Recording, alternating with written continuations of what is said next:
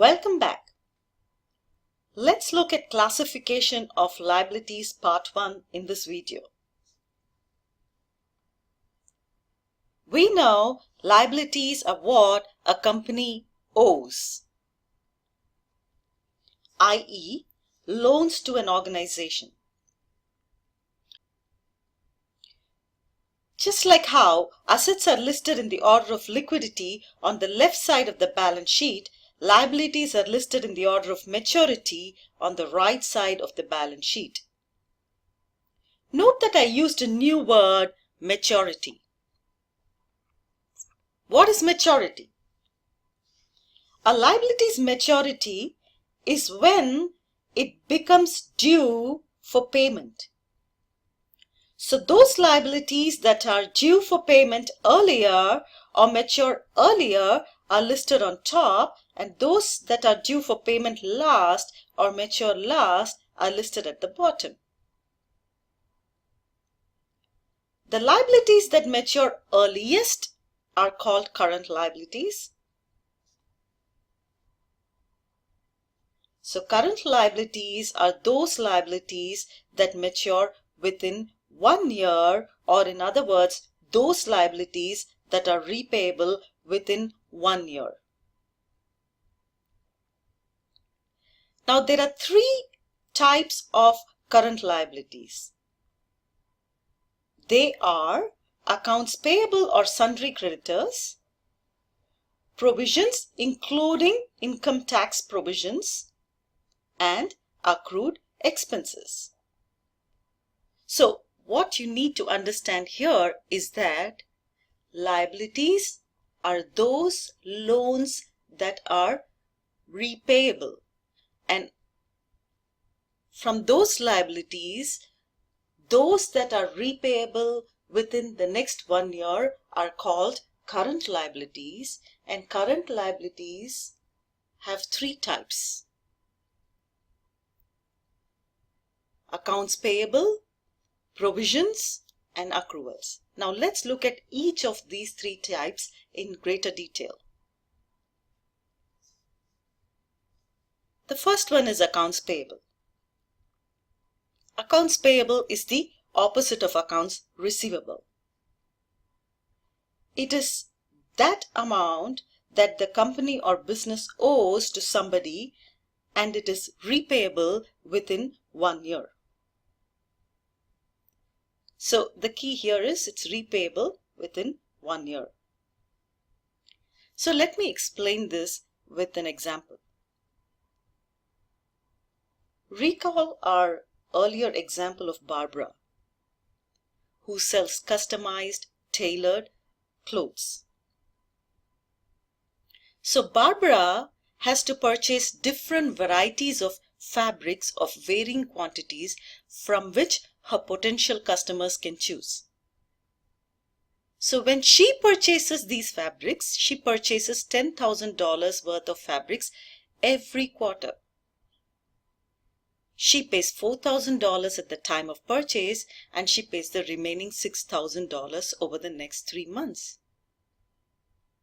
So when she purchases $10,000 worth of fabric, she pays $4,000 in cash, and she promises to pay the remaining $6,000 over the next 3 months. She doesn't pay that right away. So how do we account for that $6,000? This $6,000 is the money she owes to her vendors, and this money is what is called accounts payable or sundry creditors. That's how it appears in her balance sheet. Now let's look at the second type of current liabilities. Sometimes certain liabilities cannot be ascertained exactly both in terms of timing and amount. When the possibility of occurrence of a certain liability is strong, and the amount of such liability can be estimated accurately to a great extent, it can be called as a provision. For example, let's go back to Barbara's example. Barbara's accountant constructs an income statement and calculates the profits she made in the last year. Based on the profits he calculated, he sets aside an amount for income tax. This is the estimate of income tax payable by Barbara based on the accounting statements, not the actual amount payable. This estimate is more or less accurate and not exact.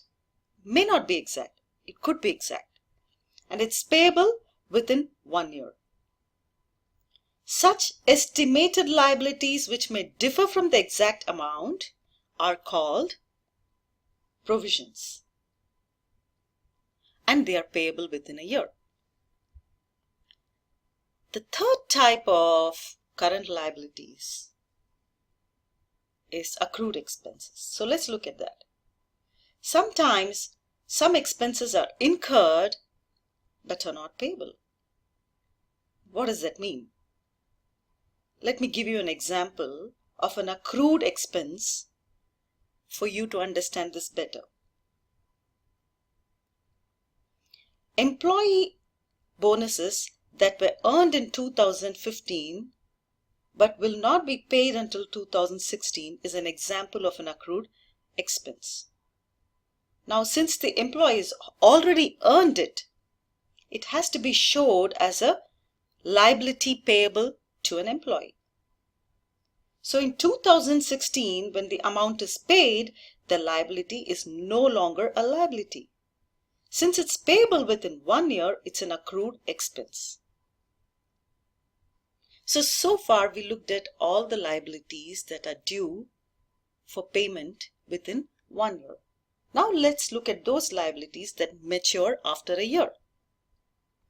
These are called long-term debt.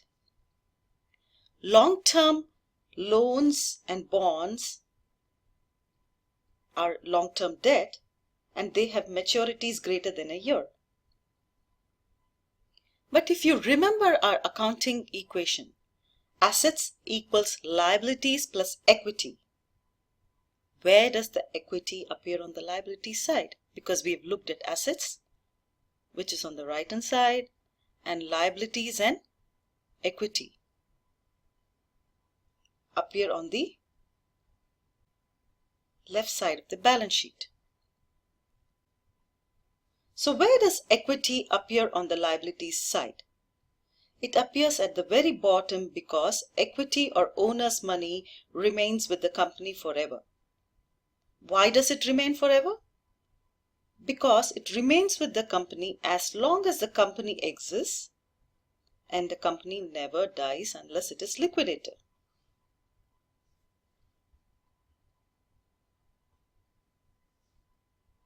Another point to note about equity is that even if the ownership changes hand, i.e., when one owner sells the company to another, the company does not cease to exist. Therefore, the equity remains intact. Only the owner changes. We also know from our second video that according to the business entity concept, business and owners are two different entities. So that's why equity appears at the very bottom. Now you also need to know that there are three major categories of equity, and they are preferred stock, common stock, and paid in surplus, and retained earnings. In our next video, we will look at all the three major categories of equity in greater detail. We will also look at an example of a complete balance sheet. See you soon.